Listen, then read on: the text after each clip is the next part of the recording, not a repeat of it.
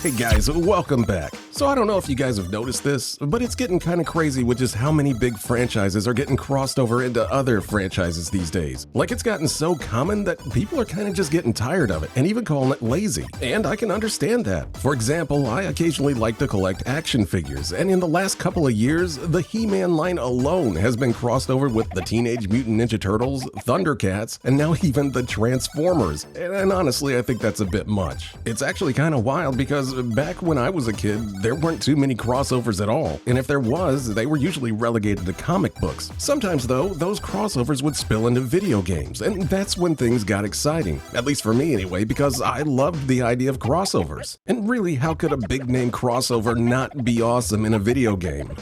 Well, let me show you a few that probably should have been awesome, but ended up being a bunch of nothing burgers instead. Alright, let's start things off with Spider-Man and X-Men in Arcade's Revenge for the Super Nintendo. This is actually kind of an interesting one. Of course, everyone knew Spider-Man back then, that's not the issue here. But the X-Men were literally exploding right around that time. Jim Lee's incredible reboot of the characters in X-Men #1 had just hit comic book shelves the previous year. And then the X-Men animated series had just debuted on Fox a month before this game came out. So X-Men was like the hottest thing going at the time. And this crossover game came out right when kids were losing their minds over getting a proper X-Men game, let alone Spider-Man in it too.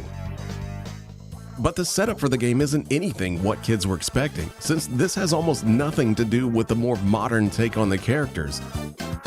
Instead, this game's still stuck in your standard 80s goofball comic book plot, where a ridiculous villain, Arcade this time, kidnaps the X-Men and puts them through a bunch of simulated trials and tribulations.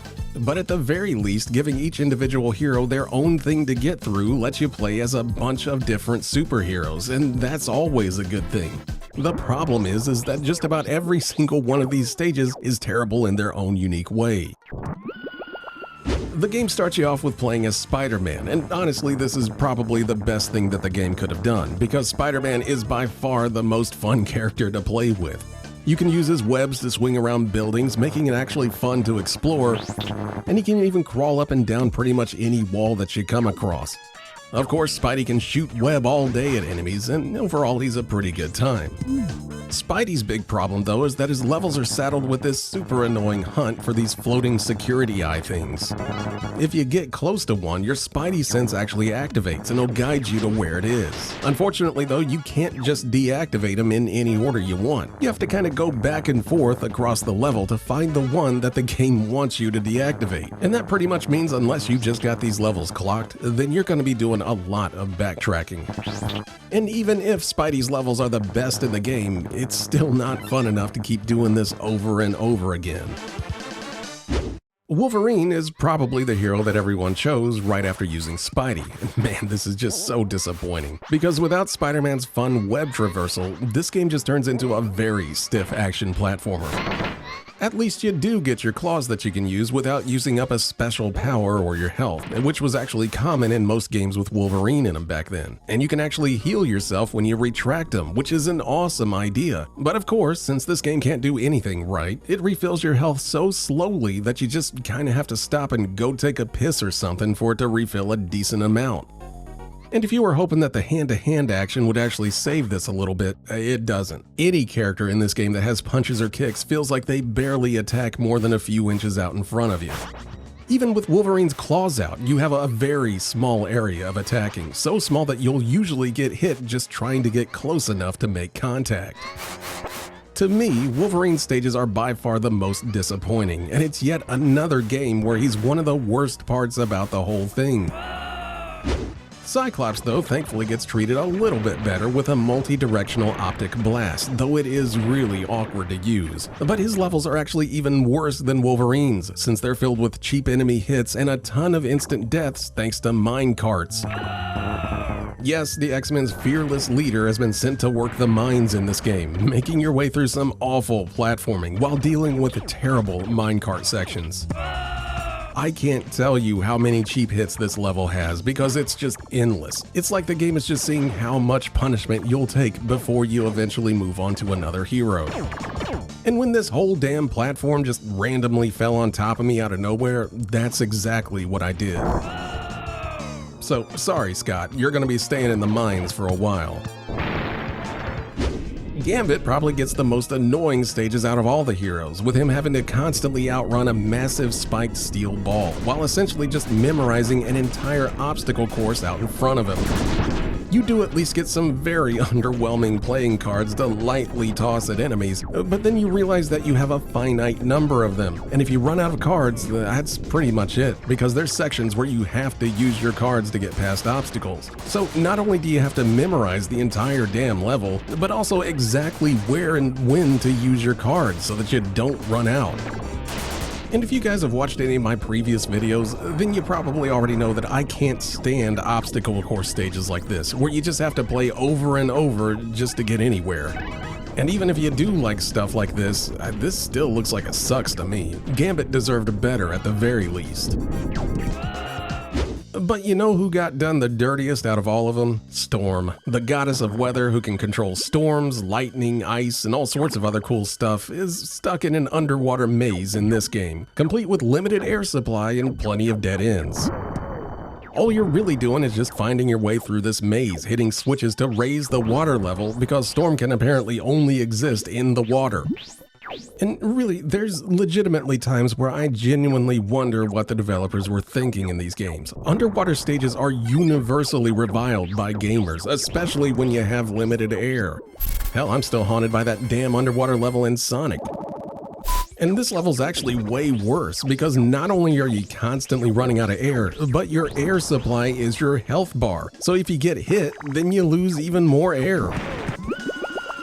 Plus, Storm is like as long as a boat in this game and gets stuck on just about every damn corner in the level. It's just unbelievable how annoying this is.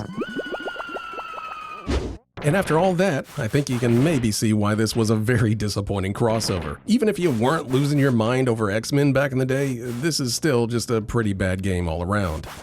This is actually one of those games I remember renting back during spring break. I used to go with my grandparents down to Kentucky for a few days every year, and they'd usually let me rent a game at the local video store that was next to the Food Lion. It was a small video store and their selection was never really that great, but this one particular year they had this game. And while I had seen it at my video store and passed on it due to that big LJN logo on the front of the box, I'd become a big X-Men fan in the previous months, and I figured that grabbing this would at the very least supply a couple of days worth of entertainment. 3 hours later, I was so disappointed that they actually took me back to the video store and let me exchange it for something else, which I almost never did back then. But I couldn't bear the idea of spending my spring break with this colossal waste of two of my favorite superhero licenses. This isn't a good Spider-Man or an X-Men game, and I don't think I'm the only person out there that was expecting a much different kind of crossover here. So if you're asking me, I'd thoroughly say don't play Spider-Man and X-Men Arcade's Revenge on any console that you see it on, because there's far better Spider-Man and X-Men games on the Super Nintendo that you can spend your time with besides this mess of a crossover.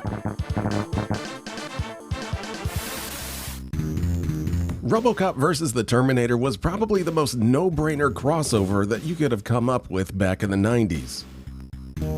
The whole thing is actually based on a Dark Horse comic book series, with this whole wild setup where Robocop's brain ends up being the blueprint for Skynet. So now he's not only just dealing with the ruffians in Detroit, he's stuck in the middle of this war for the future of humanity against Terminators. And just about like all of these crossover games, they pretty much nailed the idea. Robocop and the Terminator sharing a game was an awesome idea, especially back then. So it definitely got kids' attention.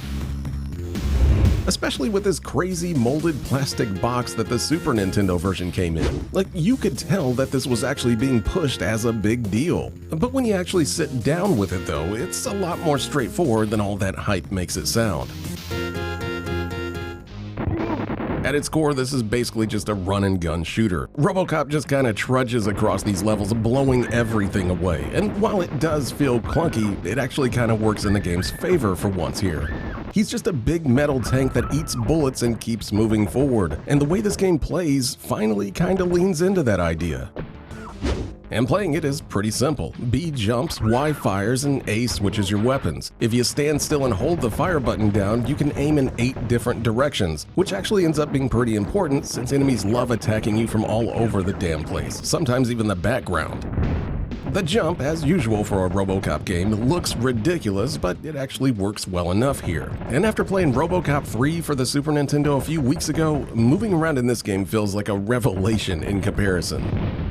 And the weapons in the game also do a pretty good job of making you feel like an unstoppable tank. The pistol that you start off with does get the job done, but once you start picking up stuff like missile launchers, plasma rifles, or even Ed 209's Gatling gun, you can pretty much mow through anything that's dumb enough to exist in front of you. But at least the game makes a pretty good first impression. Running around as Robocop is decent enough, and blowing away dudes and Terminators is exactly what you want it to be. But where it starts to wear on you is the level design. The manual kind of makes it sound like you're going to be strategizing routes and making big decisions, but the reality is you're just mostly walking to the right and holding down the fire button. Levels can sprawl up and down, but I mean really the only thing that you'll have much trouble figuring out are the spots where the game tosses in enemies or obstacles for maximum cheap hits. Enemies are almost always stuck right in front of switches, and stuff just kind of falls out of the sky for no reason, sometimes with very little time for you to react to it. Robocop does at least have a ton of health, so you can thankfully take some hits, but it still gets pretty annoying sometimes. Especially with enemies respawning constantly, it turns into more of an endurance test than anything else, especially with the Terminators since they don't go down quick. The only other real stage highlight is a Mode 7 stage where you take control of an HK unit, but all you're really doing is just killing a certain number of Terminators that are walking around to finish off the stage. It honestly feels more like a bonus stage than anything else since it just lasts a few minutes. The bosses at least break things up a little bit, with big robots like the Ed 209 and the HK unit getting tossed in. Plus, there's even a couple of levels where you have to take out Terminators by either tossing them into a pit or just by electrifying them, since your puny present-day weapon isn't enough to take them down, and I think that's actually a pretty nice touch. The biggest issue with all of them is that, as mentioned, Robocop can't really move well, and so you'll find yourself just kind of standing in place, unloading hundreds of bullets, just hoping that you got enough health to endure all the stuff that they're shooting at you. But at least unlike Robocop 3, you don't have to worry about running out of ammo, so small victories, I guess. And for what it's worth, I think they actually nailed the tone of the game pretty well. The graphics really lean into that comic book griminess of it all. The early stages take place in the streets with all these graffiti-covered walls and busted-up buildings, making it totally feel like you're in present-day Detroit. And then you move it to the future with blown-out buildings and bleak industrial complexes. I mean, it still kind of feels like you're in present-day Detroit, but at least it makes for some nice backdrops to take Terminators out in. Robocop himself actually looks like the intimidating cyborg that he is for once, and the Terminators all look like their metal skeleton-y selves. It's a nice looking game overall, with really the only thing that kind of comes off as bleh are the comic book cutscenes. Surprisingly, these just kind of look more generic than they should, especially for a game that literally had a comic book series already printed for it. And that's kind of the story with this game overall. It looks and sounds like one of the coolest crossovers that you could imagine back then. A violent comic book adaptation, and Robocop finally getting a game where he doesn't look completely pathetic. But once you play it, it doesn't really live up to the hype. It's fun in stretches, but the bad level design and respawning enemies makes it kind of just a drag. And that's when the clunky gameplay starts to wear you down. What makes it so disappointing though is knowing that the Genesis version's out there, because that game's just way better in every single way. It runs faster, the controls are way smoother, and there's more interactivity with the environments. Plus the violence is cranked way up in this version, making it feel more like the comic. There is one caveat though, since the Genesis version actually came out the next year, so maybe they just had more time to make a better game. And don't get me wrong, this is still easily the best Robocop game on the Super Nintendo, which honestly isn't saying much. But when you've seen what the Genesis could do with the same idea, it's hard not to feel like you got the short end of the stick on the Super Nintendo. So overall, Robocop Vs. The Terminator isn't a total disaster, especially compared to the dumpster fire that was Robocop 3. It's clunky, but it has its moments. And at the end of the day, it just kind of settles into the pretty okay category, while the Genesis version really shows you what this crossover should have have and could have been on the Super Nintendo.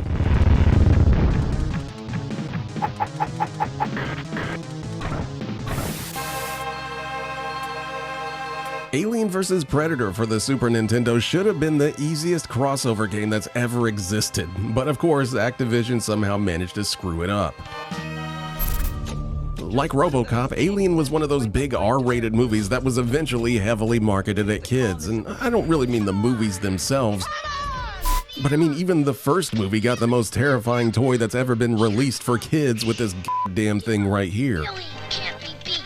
We did eventually get a more kid-appropriate toy line back in the 90s thanks to Kenner, and that was actually legit awesome, with all sorts of crazy alien figures. I even still have a couple from back when I was a kid. I love these damn things.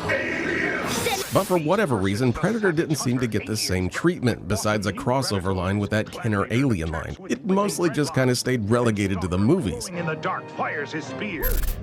But don't think for a minute that I didn't notice that alien skull in Predator 2, instantly making me lose my mind over the idea that these two aliens could be fighting it out in the same universe, and I instantly wanted to see that. And that actually happened sooner than I expected thanks to Activision tossing Aliens vs. Predator out for the Super Nintendo back in 1993, and this is actually loosely based on the comic book series from around that same time. And on the surface, this is exactly what I wanted. Two of the biggest sci-fi monster franchises of the time brawling it out in a beat-em-up on the Super Nintendo. It literally sells itself.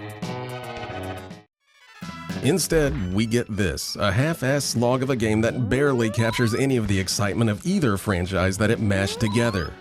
And right off the bat, I need to say that I'm not even comparing it to Capcom's Alien vs. Predator arcade game, since that masterpiece came out a year after this game was released. But even if you judge this thing on its own, it's still pretty bad. You of course play as the Predator dropped onto the planet Vega 4, which has been infested by everyone's favorite alien bugs. You were originally just supposed to hunt the planet inhabitants, but hey, if the aliens are here too, well, It's free real estate.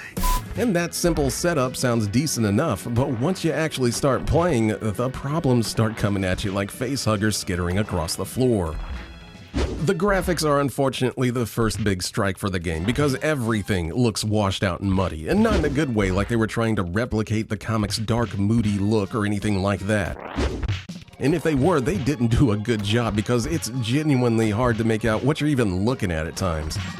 At least the sprites are pretty big and mostly legible, but the backgrounds just look so bad. It certainly doesn't set the mood for what this game was trying to be, which is a dirty, grimy fight into the depths of alien hives on an alien planet.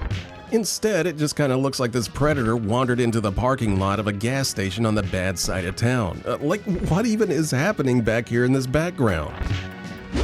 Gameplay-wise, it's pretty much just your standard beat-em-up, but with a mix of Predator toys thrown in. You've got your wrist blades that slices through aliens, a shoulder cannon that charges up, and a couple of extra weapons like a spear and a disc. And that's exactly what you should have if you're playing as a Predator, so at least they got that much right. You even get a power-up that gives you your trademark Predator cloaking ability. But really, it's just all squandered by a thick layer of half-assedness. Nothing really feels fun to use at all, which, I mean, that almost seems impossible when you think about it. Your spears and discs fire off at like rapid fire speed with almost no impact. Your cloaking device just makes you so invisible that you can't even see yourself. And even your super awesome shoulder cannon takes way too long to charge up a decent blast, leaving you wide open the entire time. There's other stuff that's lying around the stages to help you out as well, like Predator meat that'll restore your health, and some of which actually increases your health bar. You can also collect alien skulls from downed aliens, which is a neat touch, but the game doesn't really do anything with it besides give you some points for them. And I'm gonna be honest, I don't think anyone was playing Aliens vs. Predator to get a high score, so why not use them for something cool, like charging up a special attack the more you collect, or even just an extra life or something. Anything, really. I don't think I'm asking for too much here. But what really sucks are the boss fights, and this should have been the highlight of the whole game. You're a hunter going up against the biggest, baddest aliens on the planet, and the bosses do at least look cool for the most part. They're big and ugly just like they should be, but fighting them is just a complete joke. Even when they try to do some cool stuff like this boss that jumps out of the water at you, it just goes on forever. There's almost zero strategy to fighting them besides just moving to one spot, trying to dodge their attacks the best you can, and then get some hits in and just pray that you can outlast them.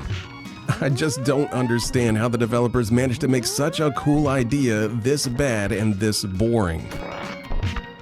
And that's really what sums up Aliens vs. Predator on the Super Nintendo. It's just so depressingly bland. I know this game gets an unfair rap for being compared to a game that didn't even exist when this game was released, but it's kinda hard to excuse it just based on its own merit. It's average at best, taken in a vacuum, but this is Aliens vs. Predator, a license that didn't come around too often back then. It should have been treated like a big deal, like how Robocop vs. Terminator was rolled out. But this kinda got tossed out like it was any other middle-of-the-pack Super Nintendo beat-em-up just so it could take up room on a store shelf. This should have been a no-brainer of a crossover. Instead, Activision managed to give us yet another boring Super Nintendo brawler to avoid.